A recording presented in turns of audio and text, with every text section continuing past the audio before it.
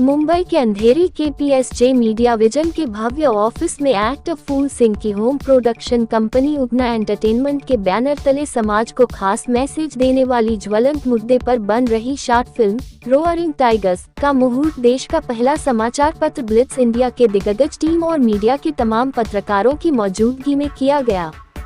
बता दें कि उगना एंटरटेनमेंट के प्रोड्यूसर जाने माने सीनियर आर्टिस्ट फूल सिंह हैं, जो इसके पहले उगना एंटरटेनमेंट के बैनर तले हिंदी और मैथिली भाषा में समाज को संदेश देने वाली फिल्म हे भोलेनाथ बनाई थी, जो सुपर डुपर हिट रही और जिसे दर्शक आज भी सराहते हैं। तो वही रोअरिंग टाइगर्स फिल्म की बात करें तो इसके राइटर हैं राकेश पासवान, जो फिल्म इंडस्ट्रीज के जाने माने राइटर हैं, जिन्होंने टेलीविजन विजन की दुनिया में 25 हिट शोज दिए हैं, जिसमें अफसर बिटिया, भारत भाग्य विधाता, एक घर बनाऊंगा का जिक्र लोग आज भी करते हैं।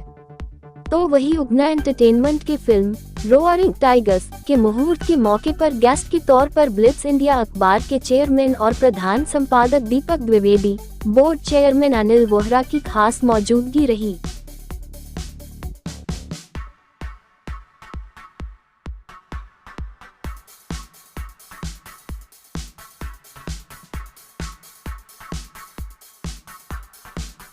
नमः पार्वती पतये हारा हारा हारा महादेव।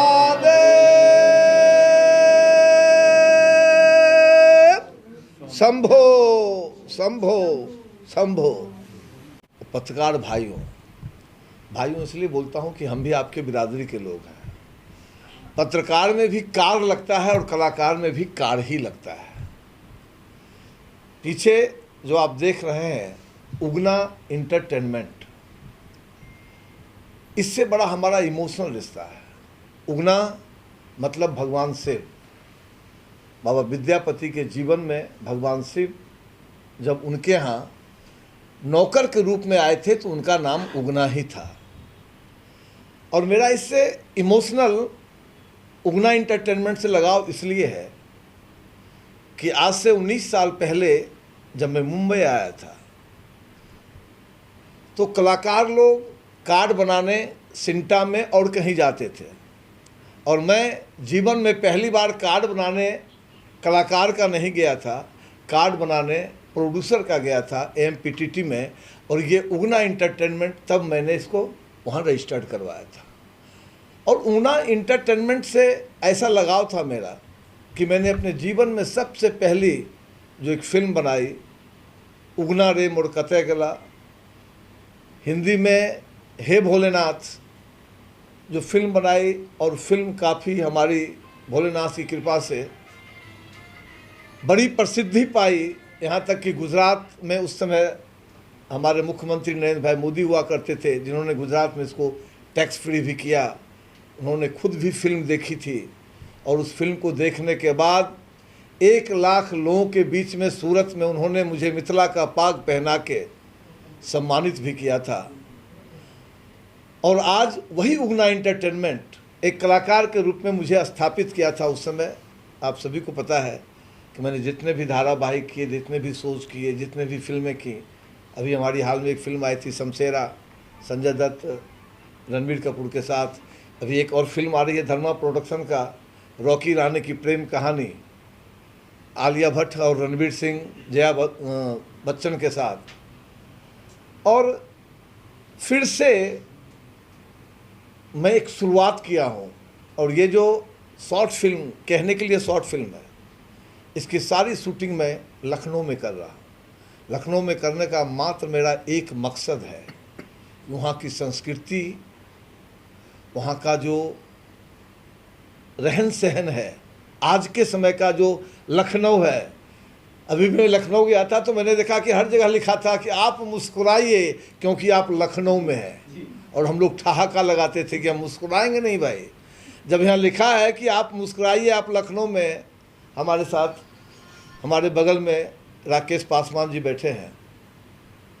इतिहास गवाह है कि इन्होंने जितने हिट शोज दिए टेलीविज़न में, अफसर बिटिया हो, भाग्य विधाता हो, एक घर बनाऊंगा, बाबा ऐसो बर ढूंढो, लुटेरी दुल्हन, सारे शोज इनके बड़े हिट रहे। अभी बिट्टी बिजनेस वाली, जिसमें मैं मुख्य विलेन भी था, इन्होंने ही पटकथा लिखी है और मुझे अपने मित्र पे, अपने दोस्त पे गुमान है, कॉन्फिडेंट हूँ मैं कि राकेश पासवान अगर अपने दिल से कोई चीज़ लिखता है तो जब वो पर्दे पे आती है तो वो एक भूचाल करती है। आपने देखा, नाम मैं रिवील नहीं करूँगा कि वो क्या नाम लिखा हुआ है, लेकिन उसके नीचे जो टाइगर्स लिखा हुआ है उससे आपको ये ज़रूर पता चलेगा कि आने वाली फिल्म, जो शॉर्ट फिल्म है, ये क्या करामत करने वाली है। मुझे सबसे ज़्यादा खुशी है कि इन दिनों में ब्लिट्स एक पेपर है, एक मैगजीन है जिसका मैं ब्रांड एम्बेसडर भी हूँ, और ये मेरी खुशकिस्मती है कि मेरे बगल में हमारे उसी ब्लिट्स के चेयरमैन साहब बैठे हैं। इधर श्याम बीर जी, जब शिपिंग की बात होती है तो टांगड़ शिपिंग का नाम आता है, ठाकुर जी के भक्त हैं। ये भी वही कहते हैं जो मैं कहता हूँ, करते हो तुमरे बाबा मेरा नाम हो रहा है, मेरी आपकी कृपा से सब काम हो रहा है। तो ये भी ठाकुर जी के लिए वही कहते हैं। मेरे बगल में राकेश जी से परिचय हो गया।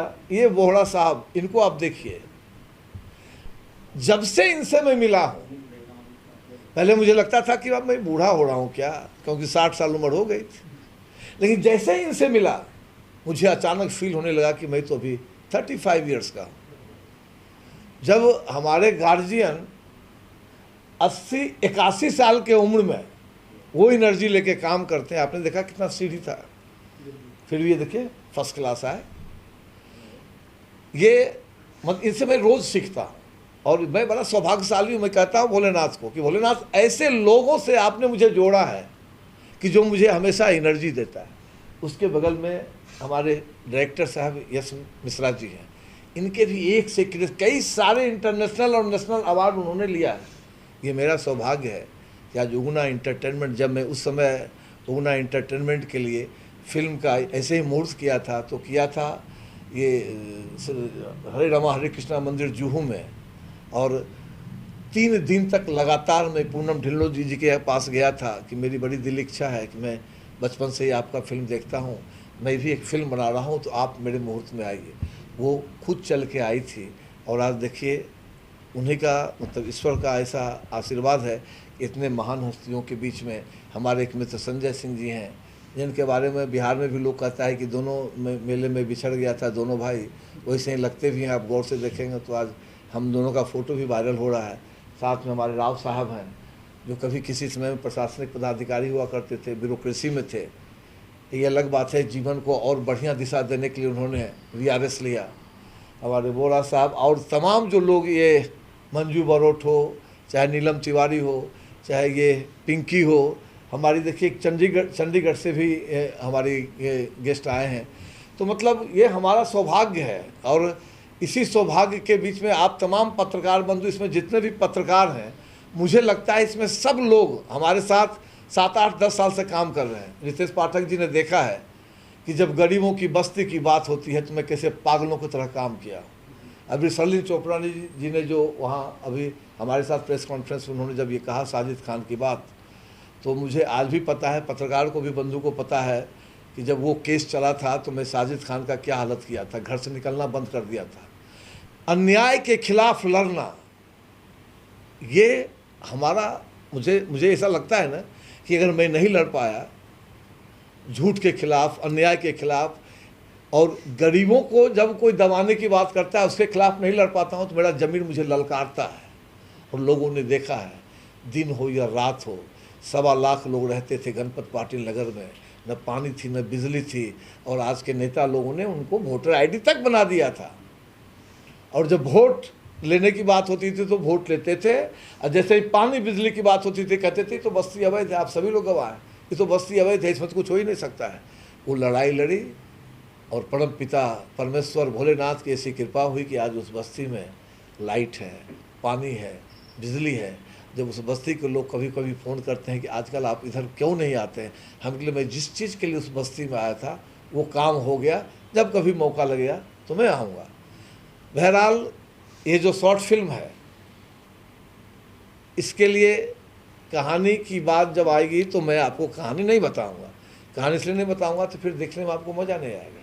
वो जब बन के आएगा, जब उसका प्रीमियर करूंगा, तो सभी फिर आप सभी लोगों को बुलाऊंगा, दिखलाऊंगा, तब आप देखेंगे कि आज से 19 साल पहले वाला जो फूल सिंह जो पहली बार मुंबई के तरफ अपना कदम बढ़ाया था, मुंबई आया था पवन एक्सप्रेस से, वो 18 साल के बाद फिर एक फिल्म बनाता है। वो फिल्म कैसी होती है ये तो पर्दे पे जब बनेगी तभी आप उसके बारे में कुछ बता सकते हैं।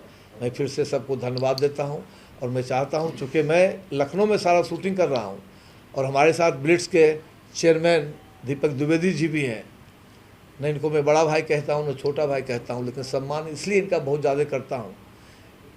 इस व्यक्ति ने भी मतलब गोल्ड मेडलिस्ट, लखनऊ यूनिवर्सिटी का एक प्रोफेसर अचानक अपनी नौकरी छोड़ता है और एक ऐसे क्षेत्र में आता है जिसको पत्रकारिता क्षेत्र कहते हैं, और आज 1942 की वो पत्रिका जिसे ब्लिट्स कहते हैं, फिर से उन्होंने जो एक आयाम दिया है ब्लिट्स को, मैं उनको बहुत बहुत धन्यवाद देता हूं।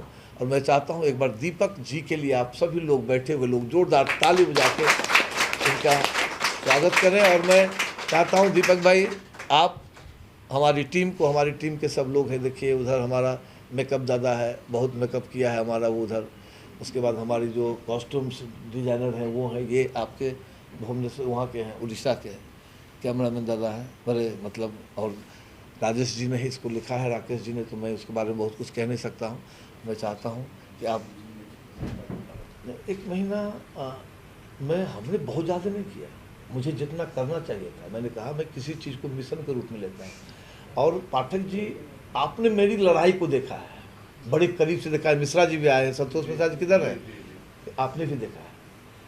मैंने इसे बीड़ा उठाया है और मैं अगर एक वजह मैं बोल रहा था कि भाई कभी कभी रूसी करंजिया की ऐसा लगता है कि जिससे मेरे सपने में आते हैं, ऐसा लगता है कि एक व्यक्ति मतलब 110 साल के बाद उस व्यक्ति का इसी पिछले महीने 15 सितंबर को हम उनका जन्मदिन मनाते हैं, और जिस तरह से वो कार्यक्रम हुआ ब्लिट्स का, उस हिसाब से अभी 1 महीना में मैंने कुछ नहीं किया है। मैंने एक संकल्प लिया है कि 3 महीने के अंदर मतलब 14 जनवरी के बाद जो एक कार्यक्रम मुंबई में होगा, उसमें इस देश का शायद ही कोई ऐसा राज्य होगा, शायद ही कोई उस राज्य की भाषा होगी जिस भाषा में ब्लिट्स का पेपर नहीं छपेगा।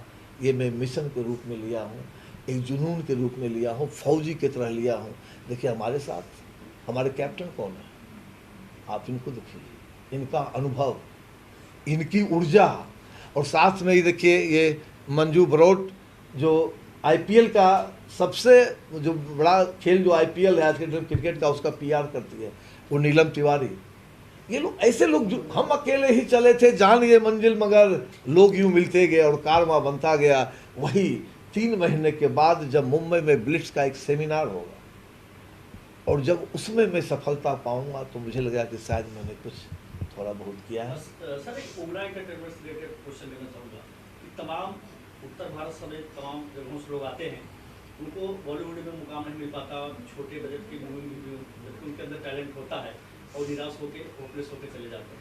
उमरा एंटरटेनमेंट नए कलाकारों को किस तरह से प्रमोट करेगा, किस तरीके से मौका देगा? ये बहुत अच्छा प्रश्न आपने किया। जब मैंने हे भोलेनाथ फिल्म बनाई थी दीपक भाई, सिर्फ एक कैमरा असिस्टेंट था जो संतोषी माँ में असिस्टेंट था, कैमरा मैन कंधे पे लेके, जो कैमरा मैन तो बड़े होते हैं, कैमरा असिस्टेंट भी होता है जो कैमरा लेके लाइट वूट लेके चलता है। एक सिर्फ वो पुराने थे, स्पॉट बॉय से लेके राइटर से लेके प्रोड्यूसर तो मैं ही था, प्रोड्यूसर से लेके ऐसा कोई कलाकार नहीं था कि उससे पहले उसने किसी फिल्म या किसी टेलीविज़न में भी काम किया। मेरी हमेशा कोशिश होती है, देखिए एक से एक ड्राइवर यूपी बिहार के यहाँ आता है, मैं कलाकार के रूप में कहता है, कलाकार को ड्राइवर भी कहता हूँ। मान लीजिए अगर मैं बहुत, मेरे मन में लगता है मैं बहुत कॉन्फिडेंट हूँ कि मैं बहुत अच्छा कलाकार हूँ, मैं बहुत अच्छा काम कर सकता हूँ, बहुत अच्छा काम कर सकता हूँ, तो मैं एक अच्छा अगर ड्राइवर हूँ और मैं किसी के पास जाऊँ, किसी प्रोड्यूसर के पास कहने के लिए कि आप मुझे काम दीजिए, तो मैं तभी साबित कर पाऊँगा कि मैं अच्छा कलाकार हूँ, अच्छा ड्राइवर हूँ, जब वो मुझे काम देगा। और मैं इसमें भी देखना, इसमें भी मैक्सिमम ऐसे लोग होंगे। अब ये राकेश जी को तो हम काम नहीं दे सकते, ये तो मुझे काम देते हैं, मैं इनको क्या काम दूंगा, अच्छा एस्टेब्लिश लोग हैं, लेकिन लखनऊ क्यों जा रहा हूँ मैं चाहता तो मुंबई भी शूट कर सकता था, लखनऊ तो मुझे महंगा पड़ रहा है। लखनऊ इसलिए जा रहा हूँ कि झुग्गी झोपड़ी में रहने वाला कोई आदमी, कोई कलाकार जो वहाँ एक सपने देखता है। देखिए दुनिया, हिंदुस्तान के किसी भी स्टेट के किसी भी गांव में, किसी के घर में भी एक सपना हमेशा होता है कि भाई हम भी जरा मुंबई जाते, हम भी थोड़ा कलाकार बनते। तो सपना कैसे पूरा होगा? हम जैसे लोग जब बाहर निकलेंगे, यूपी बिहार जाएंगे, दूर दराज जाएंगे, उस बस्ती में जाएंगे, वहाँ से खोजेंगे टैलेंट को, तभी तो मैं उसको काम दे पाऊँगा। और चूँकि भारतीय जनता पार्टी ने मुझे, भारतीय जनता सिने टीवी कामगार संघ का मैं अध्यक्ष भी हूँ, उस एसोसिएशन का, तो मेरी नैतिक जिम्मेदारी बनती है कि वैसे कलाकार, जो कलाकार तो हैं लेकिन उनको प्लेटफॉर्म नहीं मिल रहा है, और मेरे पास प्लेटफॉर्म है तो मैं उनको जरूर दूँगा। सर मैं आपसे जानना इसमें जी, बायोपिक तो नहीं है, लेकिन इतना तो है, 5-7 मिनट बाद जानकारी मिली है फूल सिंह जी आपकी ही बायोपिक जो है तैयार होने वाली है, कुछ लोग प्लान किए हैं, बनने वाली है, तो आप नहीं, वो तो दूसरा है। हाँ, ये जवाब आपको मिलेगा, वो दूसरा है जो आप कह रहे हैं, ये बायोपिक नहीं है, ये एक संदेश है, मैसेज है।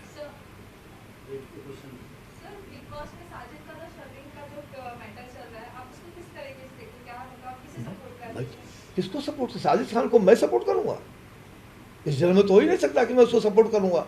मैंने उसका हमेशा अपोज किया है। मैं तो, मुझे जो अभी सब चीज़ें प्रकरण पता चल रहा है, मैं भी जाने वाला हूँ अपने मैंने आदरणीय अनुराग ठाकुर जी के पास, मैं जाने वाला हूँ, उनको बोलने वाला हूँ या तो बिग बॉस को बंद कीजिए, नहीं तो मैं, हो सकता है 2-4 दिन में आप पत्रकार बंधु को मैं बता देता हूँ, मैं कलर्स के ऑफिस के बाहर जाके हंगामा करने वाला हूँ कि आप एक अपराधी को बिग बॉस में दिखला के क्या साबित करना चाहते हैं इस देश को, कि हमारा जो आने वाला पीढ़ी है, हमारा जो आने वाला भविष्य है, वो ये देखे बिग बॉस को बड़े प्यार से, अच्छा इसने ये गलत किया था इसलिए तो ये बिग बॉस में आया है। साजिद खान हमारे जो आने वाली नस्लें हैं उसको खराब करने का कोशिश कर रहा है, क्योंकि उसमें ये क्या नाम है, सलमान खान है। अरे हम कैसे इन लोगों को भूलें? इन लोगों ने ही तो हमारे जो है सो बिहार के लाडले और उदीयमान हमारे स्टार सुशांत सिंह की हत्या करवा, मैं कैसे भूल जाऊं इस बात को। मैं साजिद खान, अभी मैं बोल देता हूं आपको, दिवाली से पहले 2-4 दिन के अंदर में कलर्स चैनल के ऑफिस के बाहर हंगामा करूंगा और अपने माननीय मंत्री जी के पास जाऊंगा और उनसे रिक्वेस्ट करूंगा कि आप तत्काल या तो साजिद खान को निकलवाइए और नहीं तो ये बिग बॉस जो चल रहा है उसको बंद कीजिए। ये फूहड़पन बांटता है पूरे देश में और ये आज के हमारे आने वाली पीढ़ी के ऊपर ये इसका बड़ा दुष्प्रभाव पड़ रहा है। आप इसके बारे में कुछ सोचिए, मैं इसे साथ नहीं बैठूंगा। समाचार पत्र का उनके निर्देशन चल रहा है, तो आज समापन के तौर पर मैं एक कहना चाहूँगा कि फूल सिंह जी को अगर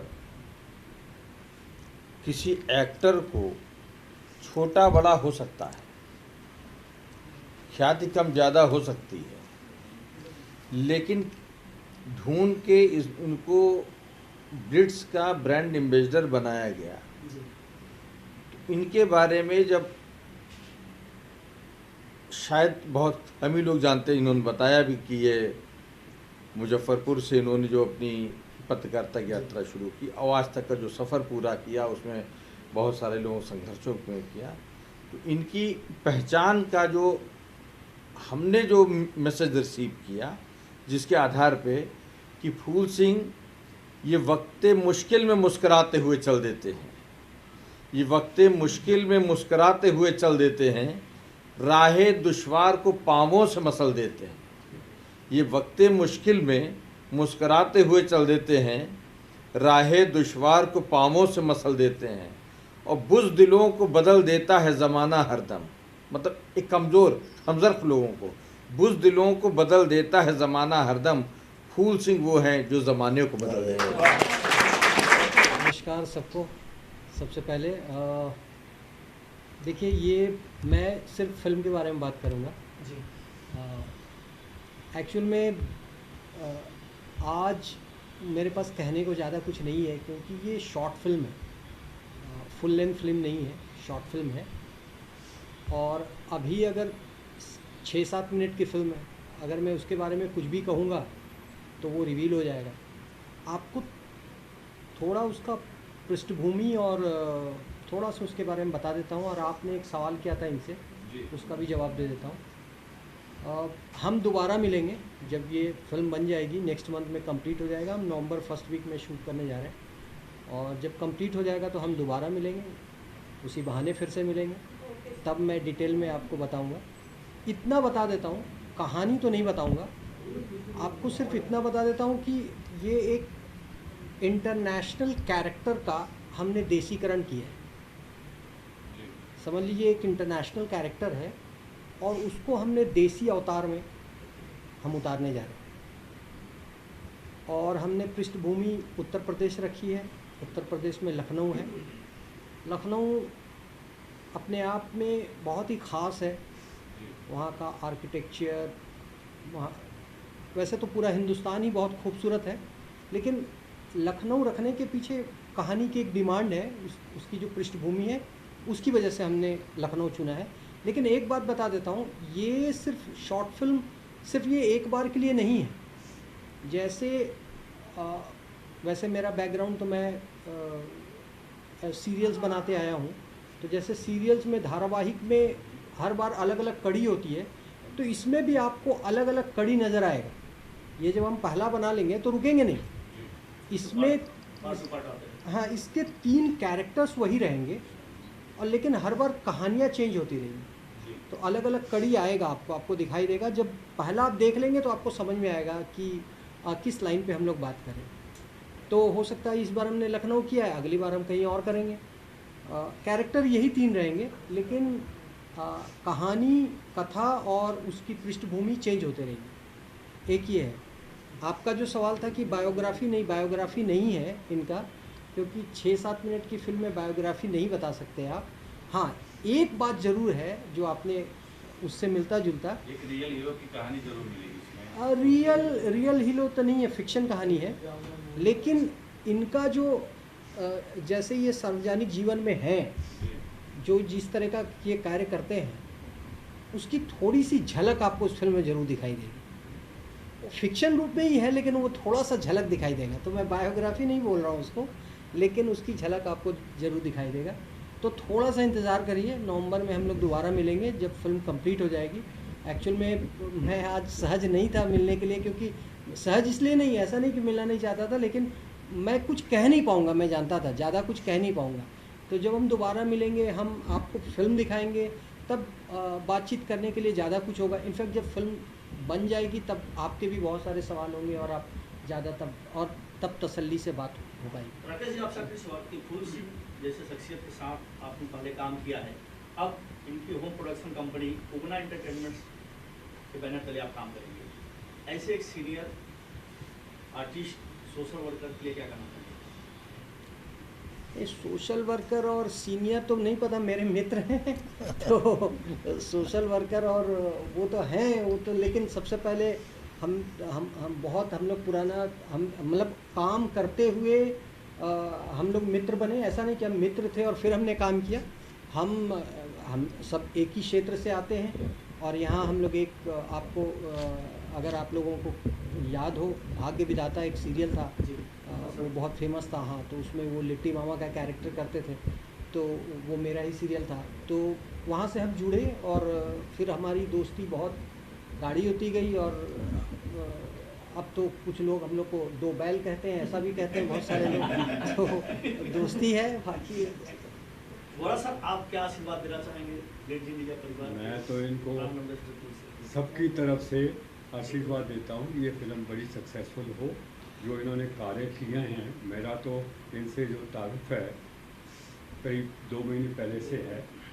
मैं इनको बहुत अच्छा इंसान समझता हूँ, गरीबों की मदद करते हैं। और मेरे पीछे वो बस्ती है जहाँ पे ये आते हैं, जिसका उद्धार इन्होंने किया है, पानी बिजली दी है। मेरे यहाँ भी काम करने वाली वहीं से आती है और अब बोलती है, बाढ़ बांटने वाला वहीं से आता है। वो कहता है जी अब तो पानी अंदर आता है, नल लग गया है, हमारा वॉशरूम भी अंदर हो गया है। तो सब काम इन्होंने किए हैं। इसके लिए, इनके लिए तो हम 24 घंटे प्रार्थना करते हैं कि उसको तरक्की करे सर। देखिए